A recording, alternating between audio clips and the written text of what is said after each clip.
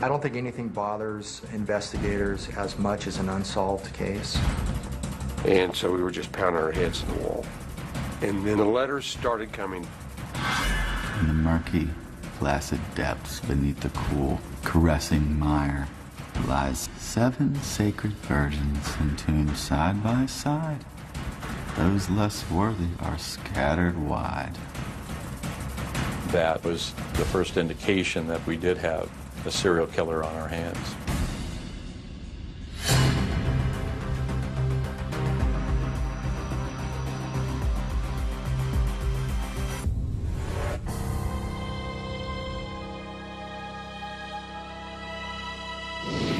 It's right around here, somewhere.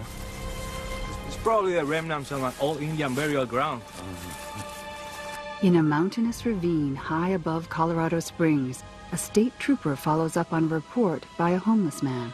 The transient told me that he was up on Rampart Range Road and he found what appeared to be human remains, and it turned out to be a human skull.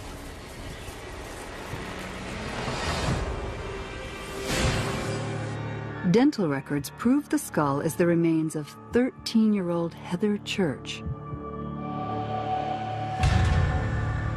We had a good coroner who was able to determine from the skull that she died of blunt force trauma to the head. So we definitely had a homicide case. For 2 long years, investigators from the El Paso County Sheriff's Office could not solve the mystery of what happened to Heather. I don't think anything bothers investigators as much as an unsolved case. An unsolved case can destroy a family. It's the not knowing what happened to their loved one that really destroys people over time. Heather Church was a 13-year-old girl that lived here in the northeast part of El Paso County in the area known as Black Forest. And she disappeared from her home one evening. It was a high-profile case, and I think most people had seen pictures of the missing persons flyer that had her portrait on it. It all begins on a dark autumn night. Hey, Mom, can I stay here tonight? With Jack? Please? I guess. Okay, thank you. Let's roll. Right. Come on. Right. Heather stayed home with her 5-year-old brother while her mother took the other 2 boys to their Boy Scout meeting. You TV?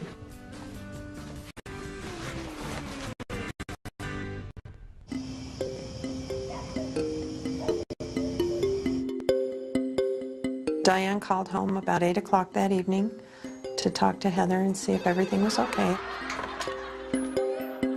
Hello? Hey, it's me. Hey. What's going on? We're just watching TV. It's really funny. So you good? Yes. Okay, we should be home in like 30 minutes. Okay. Love you. Love you too. Bye. Bye.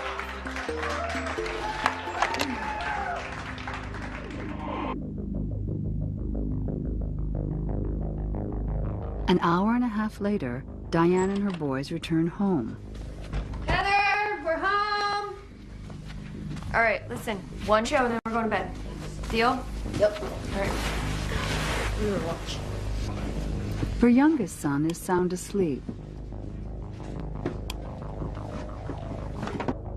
When Diane checks on Heather... Heather?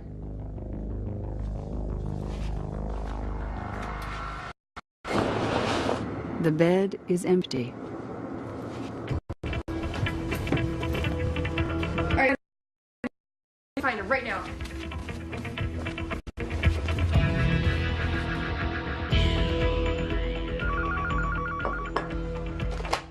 Hello? I got a call about 10 o'clock at night. Diane said, "Have you heard from Heather?" And I said, "No." And she says, "I can't find her." And I said, "What do you mean you can't find her?" Heather's gone. How can Heather be gone? You're sure she didn't go someplace? It was just not reasonable for Heather not to be there. And Diane had panic in her voice. Be there just a minute, all right? Heather's missing. Heather's missing. Diane needs us to come and look for her. How long has she been missing? I don't know. She said like 2 hours. My husband and I jumped in the truck and ran out to Diane's. Diane also calls Heather's father. Heather's father immediately started speeding out to their home, feeling like this is a really bad thing that's happened here. He had immediate feelings that something really bad had happened to his daughter. Heather, where are you, honey? Come on. I can't find Heather. Where did she go? I don't know. I don't know. Just take this. Take this. What's going on? I can't find her. My husband and I and Diane, we were all outside calling her name. We probably drove around for 20 minutes through the fields with our lights on, doing a search around the property. Heather! Heather! Heather! We had no idea that this was going to turn into be a nightmare. We figured that it would be solved, that Heather would come home safely. Having been a parent, you can't say you know what they're going through, but you can imagine it's worse than anything you could possibly imagine. Diane and Mike Church had 4 children, and Heather Church was their oldest daughter. About a year after they moved to their new house, Diane and Mike separated, and Diane stayed in the house with the 4 children. In the early part of the investigation, there was a lot of speculation that maybe she was a runaway, maybe she was alive someplace. The morning after Heather disappears, the search and rescue teams arrive about dawn, and they fan out across the prairie, and then they also start canvassing the neighborhood.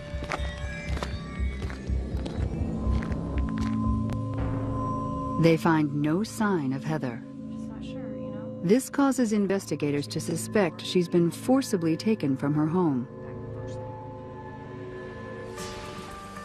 Diane wanted to busy herself. She picked up the vacuum cleaner and started vacuuming. Sheriff's deputy came running out. You could be destroying evidence. And that was the first Diane realized that their house was being treated as a crime scene. I have to show you something. Okay, so I don't know if it's important or not, but I saw like the screen was a little weird, like I wasn't sure. This is how you found the window? Yeah. So I really just saw the screen. I wasn't sure. Could you get CSI in here? The investigators immediately realized that the window screen has been removed from the window and then put back, but not seated correctly in the track. This is really the first clue that someone has actually come into the house. The prints are submitted to the Colorado Bureau of Investigation database, and there are no hits. The case affected all of us on a personal level. A crime like that had not occurred in this community, where a girl was abducted from the safety of her own home. Heather Church was just a very innocent young girl, a young victim, and it was quite a tragedy at the time. For 2 years, detectives question everyone who's ever known Heather. Heather's disappearance received a lot of publicity, and hundreds of people called with tips, claiming to have seen her at the mall, at a restaurant, on a bus. From the beginning, investigators pursue every lead, but none result in any possible suspect. It became just a part of life that this was ongoing. It was a mystery that needed to be solved.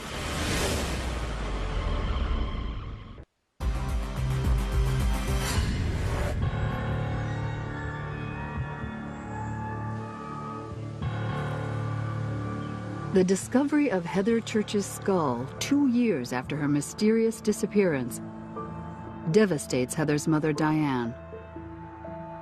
Being told that she was dead set it in stone in such a way that then it really hurt. She had spent 2 years hoping so hard that she never really wanted to consider that that was how it was going to end. The finding of Heather's skull confirms she met a violent fate, but no new leads surface. As far as discovering information that led to the identity of the suspect from the body recovery site, was very minimal. After 2 more years on the hunt for her murderer, investigators are no closer to catching Heather's killer. But now, there's a new sheriff in town. Yes. Yes, go ahead and send him up.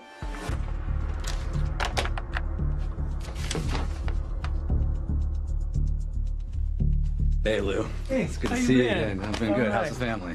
Good. How about Good. you? Have a seat. Have a seat. I'm really glad that you could come and join me on this case. As the newly elected sheriff, one of my goals was to put together the investigation and the team that would solve the kidnapped murder of Heather Church. And I was very fortunate that I was able to convince my former homicide partner, Lou Smith, to come to the sheriff's office and lead the investigation as my captain of detectives. I'm going to introduce you to Diane. Diane Lou. Hi, how you doing? I'm Lou Smith. Nice to meet you. Nice to meet you. By the time Heather Church's skull was found, Lou Smith had built quite a reputation regionally and even nationally for his investigative efforts. My biggest concern was, is the suspect still in our community? It was a case that I think all of us wanted to see solved. The one very critical piece of physical evidence was the latent fingerprint.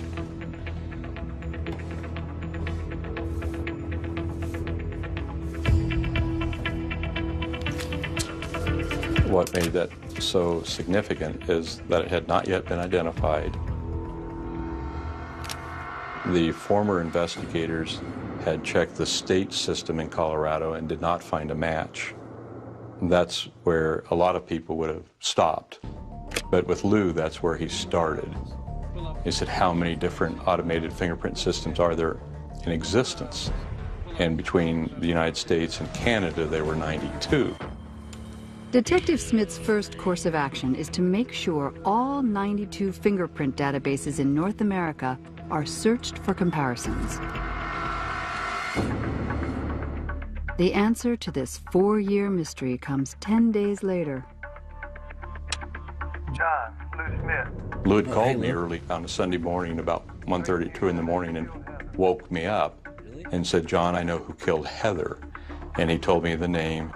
That latent fingerprint was in 2 states' systems and it identified the suspect as a Robert Browne. Browne, a career criminal, has a record for burglary and auto theft in California and Louisiana.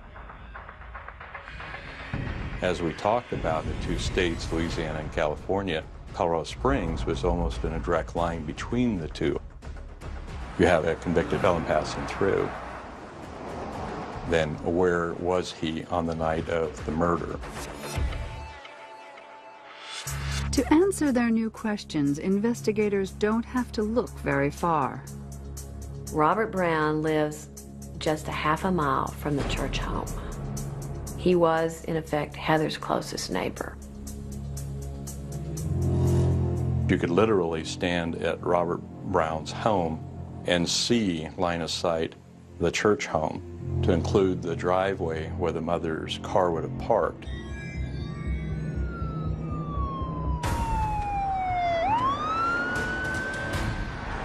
We began to watch the house closely, determine what car he drove, what his patterns were. We suspected he may have weapons in the house. We wanted to try to avoid a barricaded hostage situation, and ideally, we wanted to separate him from the residence where there could be physical evidence so he wouldn't destroy the evidence or arm himself. But as we watched the house that morning, the suspect ended up leaving. The sheriff's investigators follow Robert Browne to an art supply store in downtown Colorado Springs. They wait for him to come out of the store, then they stop him and they arrest him. You're under arrest for the murder of Heather Church. Relax, Robert, relax. I didn't murder nobody. You have a right to remain silent. Anything you say can and will be used to get you to court of law. You have the right to have an attorney present during any questioning. To her house down there? Never? I don't think so. Not that I recall. I can't think of any reason I would have been there. When Robert Browne lied about being at the church residence, which we thought he would, it was a significant milestone in the investigation. We knew that we'd overcome a hurdle. He had no reason to be there. That was going to be very difficult for him in court to explain why his latent fingerprint was at the scene, let alone at the point of entry. We came with a warrant for your arrest, so we had a reason for that. We have your fingerprints from inside that house. I don't believe you have any fingerprints down there. I mean, it's not possible. You may have somebody that are similar to mine, but you don't have mine. I wish you'd take mine again and compare them. We've compared them several times. We got your fingerprints from the Louisiana State Police. You know, I'm telling you, they are yours.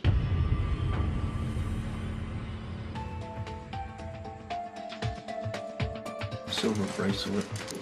Some of it looks real, some looks like costume. As investigators are questioning Browne at the sheriff's office, detectives are searching his trailer. They find a lot of guns, pornographic videos, children's clothing. We found a substantial amount of stolen property. We later found most of it taken from homes in the Black Forest area. The evidence suggests Browne has been burglarizing his neighbors' homes for some time, but nothing to imply he had a motive for murder. Next, we began devising our investigative approach to go to court. Part of that was to look for other indications of bad acts or related acts that we might be able to bring forward in the prosecution.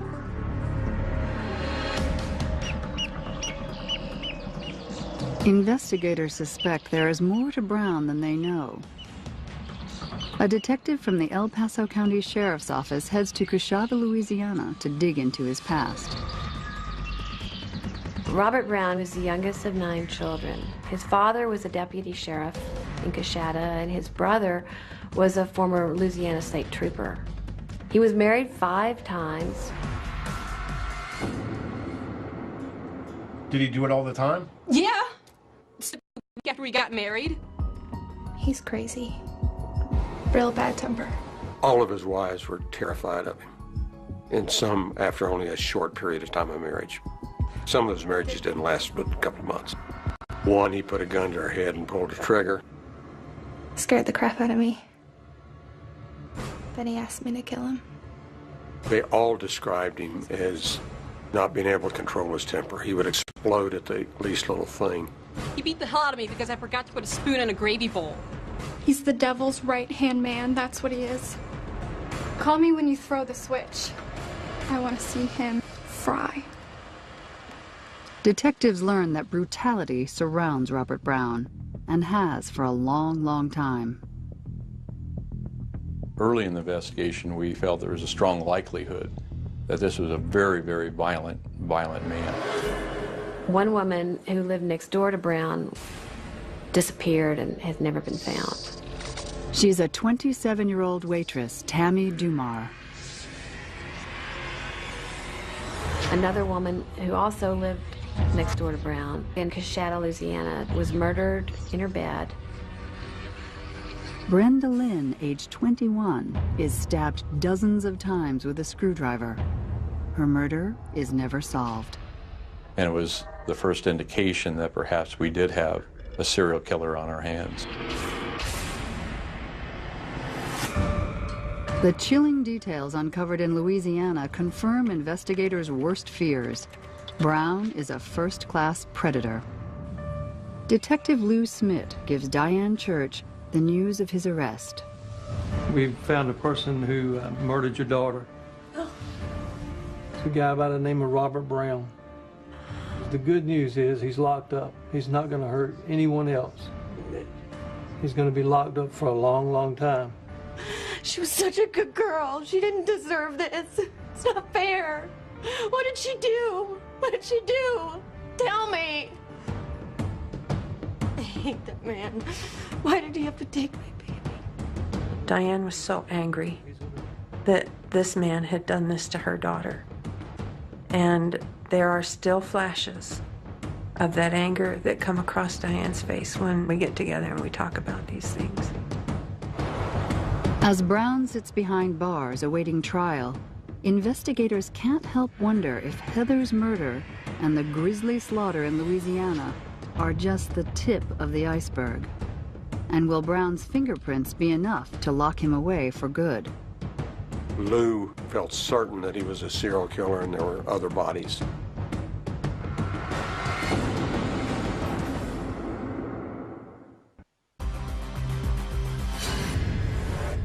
He beat the hell out of me because I forgot to put a spoon in a gravy bowl. That man put a gun to my head, pulled the trigger. He's the devil's right-hand man. I want to see him fry. Fry. Based on the reports of Robert Browne's ex-wives, the mysterious deaths of his neighbors, and his fingerprints at 13-year-old murder victim Heather Church's house, detectives are certain they've got a monster in custody. Clearly the most critical piece of physical evidence against Browne was the fingerprint. It clearly helped that he was a twice-convicted felon, that he lived in such a close proximity to the victim the night of the murder, and we really felt the case was worthy of a death penalty. Before investigators question Browne about any additional murders he may have committed, they want to secure a conviction in the Heather Church case. The defense attorney came forward with the offer of a plea agreement. You're going to take the death penalty off the table? Yes. Death would be too quick. My client will plead guilty to the murder of Heather Dawn Church if you take the death penalty off the table. That agreed? That's right.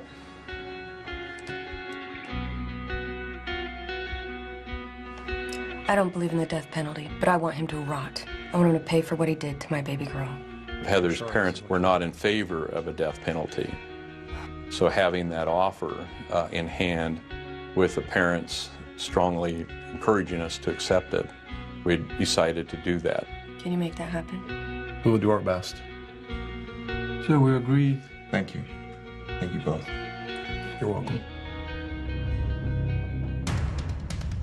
Browne was sentenced to life in prison without the possibility of parole.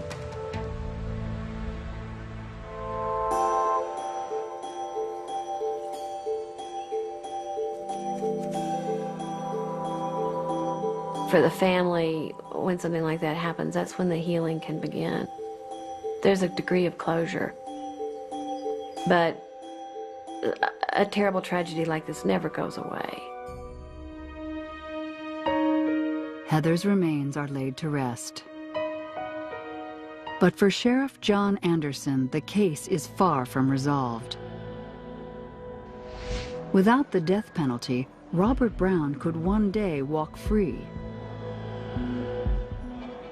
Talked several times about how important it would be to get a second murder conviction on Browne in case there was an appeal and we somehow lost the first case, so that we knew that this violent killer would never get on the street again. The sheriff forms a cold case squad to look more closely into the life and deaths surrounding Robert Browne. The members of John Anderson's cold case squad are Scott Fisher, who is a recently retired newspaper publisher, Lou Smith, who is the recently retired homicide investigator who solved the Heather Church case, and Charlie Hess, who's had several careers, but most notably as an FBI agent and as a CIA agent. Scott asked Lou, have any of the cases that you've worked on, did you think any of them were serial killers? And Lou responded immediately. He said, of course. He said, Robert Charles Browne. The decision to go after Browne is twofold: to bring closure to the families of unsolved murders, and to make sure Robert Browne never walks free again.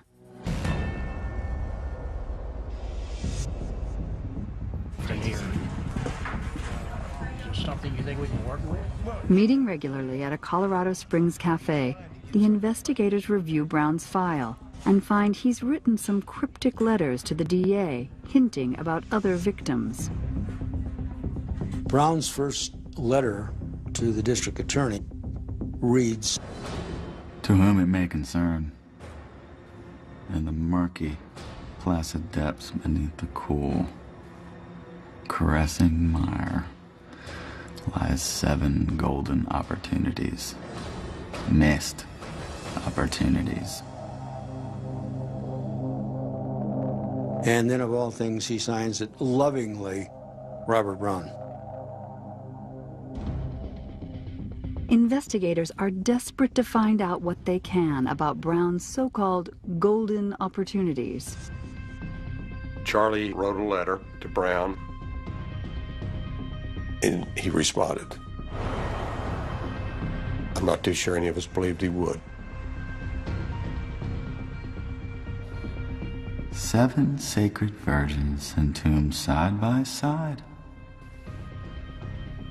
Those less worthy are scattered wide. The score is you 1, the other team 48. He also encloses with this letter a crudely drawn map of several states in which he's written numbers. Although police refuse to release Browne's map, it is known to include numbers that imply a body count of 48 victims across 9 states. Browne's claiming that he had murdered 48 people. That was shocking and way beyond what we had considered a possibility in this case. But of course it intrigued us. If Browne is telling the truth, the cold case investigators believe he could be one of the most prolific serial killers in U.S. history.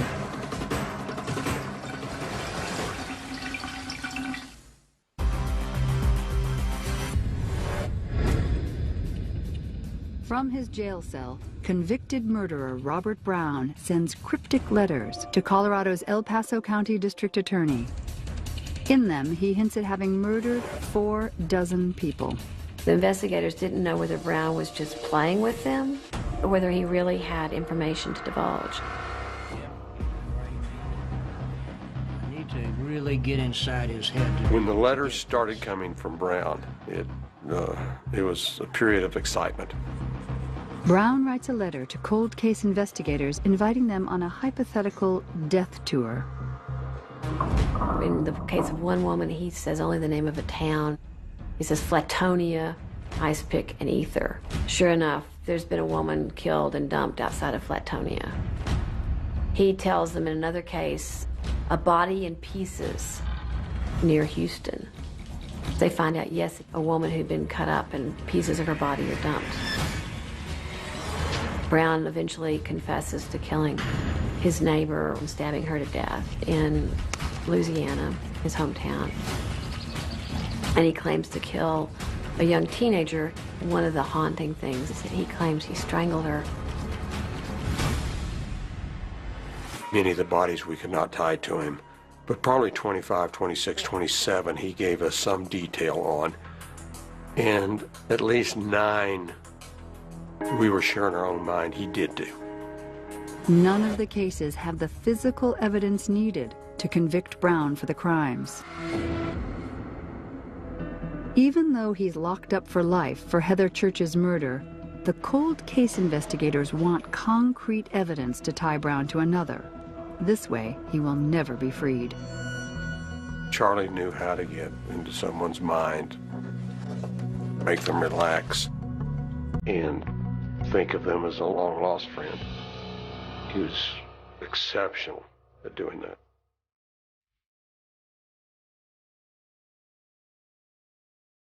They find their opportunity in one of his many enigmatic letters. If you were to drive to the end zone in a white Grand Am, the score could be 9-48. That would complete your home court sphere. Sincerely, Robert Browne. P.S. December or January 1987 or 1988.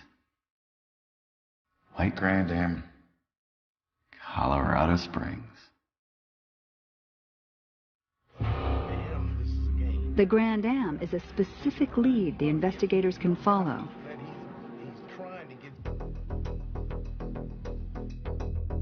It was a Colorado Springs case, and the city could not produce anything from their files. And so we were just pounding our heads in the wall. He nicknamed the one in Colorado Springs the Grand Am Lady. Scott, Lou, and I were discussing, we need to put this together so we can really identify who the lady is, because Robert never discussed names. Solving an unknown cold case in Colorado Springs involving a so-called Grand Am Lady proves nearly impossible. After Charlie sent what I call a come to Jesus letter to him, saying put up or shut up, we got a response back that Browne said that young soldier's wife is missing. And he added one thing to the bottom: the sanitation department is very efficient. He would, in bits and pieces, release small clues. Charlie Hess is desperate to confront Browne face to face.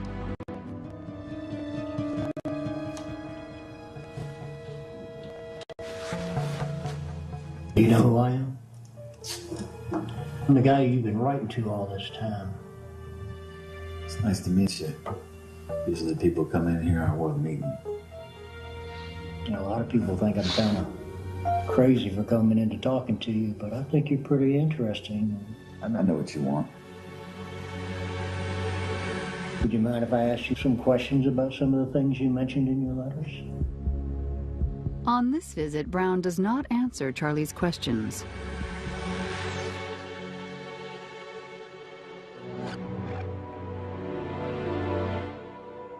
After a period of time of my visiting Robert, one of the detectives was checking out all of the stolen cars.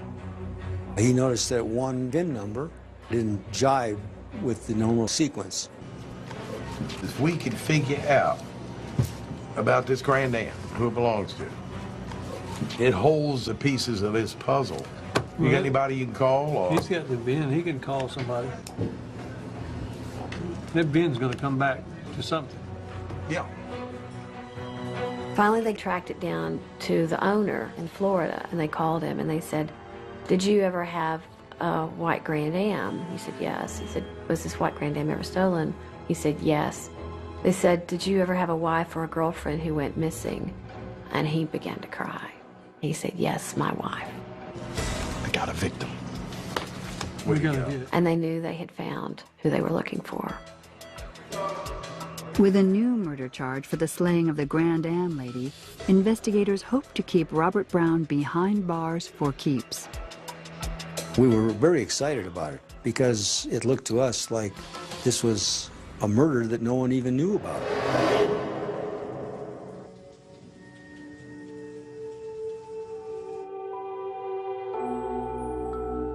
The Grand Am Lady was a young mother. She was only 15 years old, a very pretty Latina girl.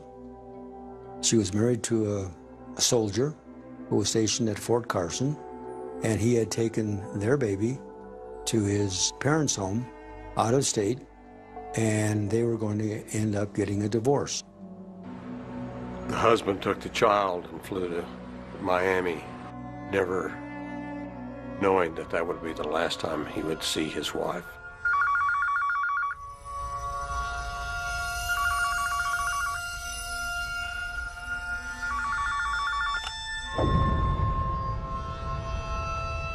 He called her once and was able to speak to her.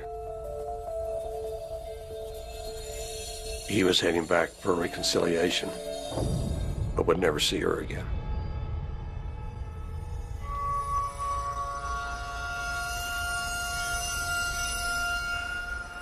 She was supposed to pick him up at the airport and didn't show. When he got back to their apartment,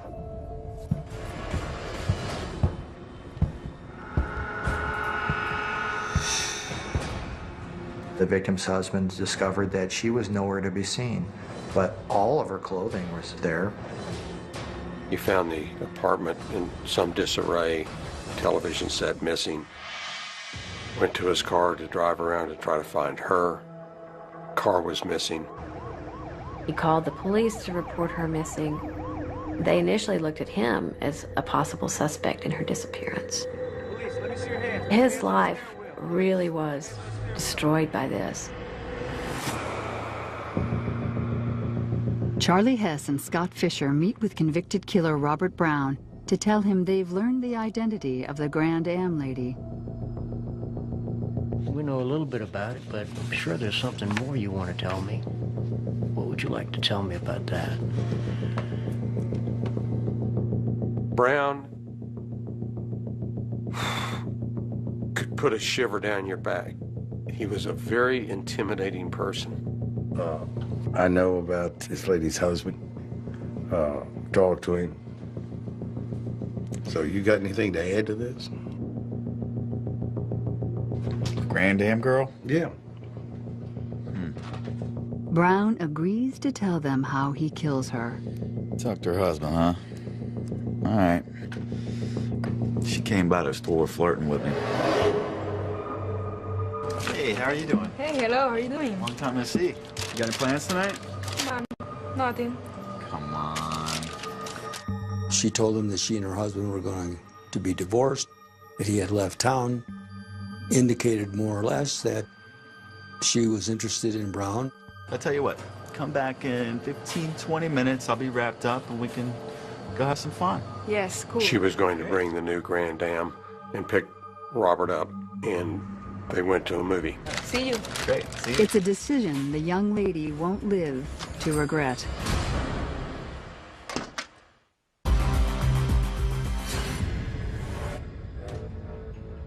The 1991 murder of Heather Church has put Colorado cold case investigators on the trail of Robert Browne, possibly America's worst serial killer. To prevent Browne from ever getting out of prison, authorities need to nail him for a second murder charge, the slaying of the so-called Grand Am lady.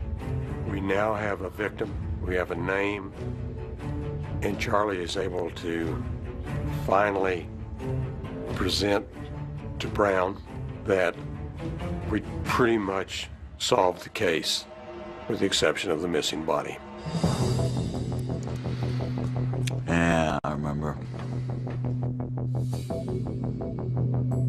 Her husband was out of town from talking to her. So I talked her into going out on a date. We went to see a movie. After the movie, they had a bite to eat. After that, Robert took her to his apartment and they had sex. After some relations, I strangled her.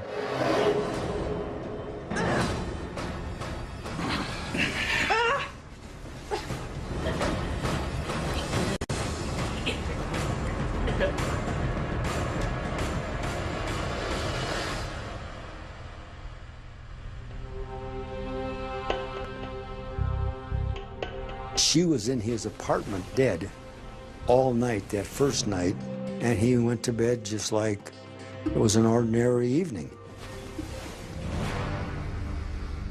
Let's see. Next morning, I dragged her over to the bathtub, cut her up, and put her in some little bags, carried her out to the dumpster, and well, that sanitation department's pretty dependable. He knew that the garbage truck was coming the next day to empty the dumpster. Obviously, she ended up in a dump somewhere.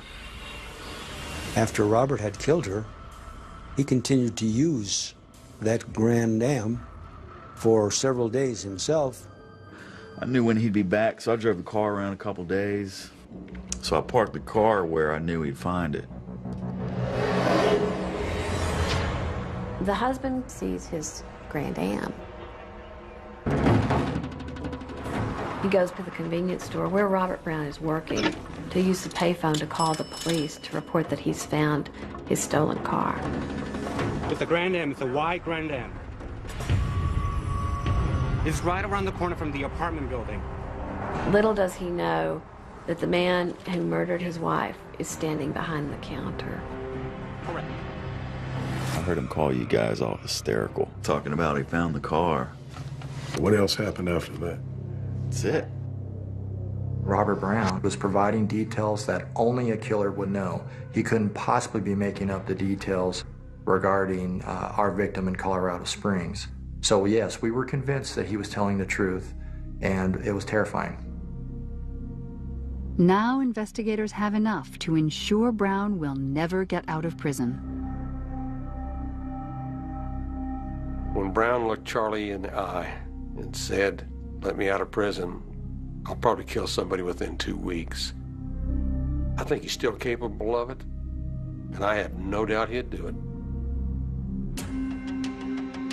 On July 27, 2006, Robert Browne pleads guilty to the murder of the Grand Am lady. Outside the courthouse, the victim's husband reunites with his daughter.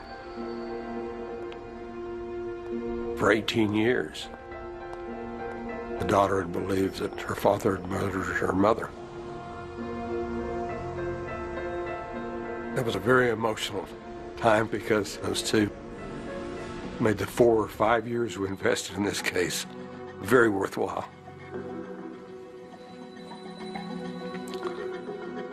Browne had done so many evils to so many families that I was just glad that Heather's case could be the last and that he wasn't going to be free anymore. Robert Browne never showed any feelings about the murders he had committed. Is there more that you can tell me about it? He provided, ultimately, information about 22 or 23 murders. And that was before we stopped communications. That's all he would give.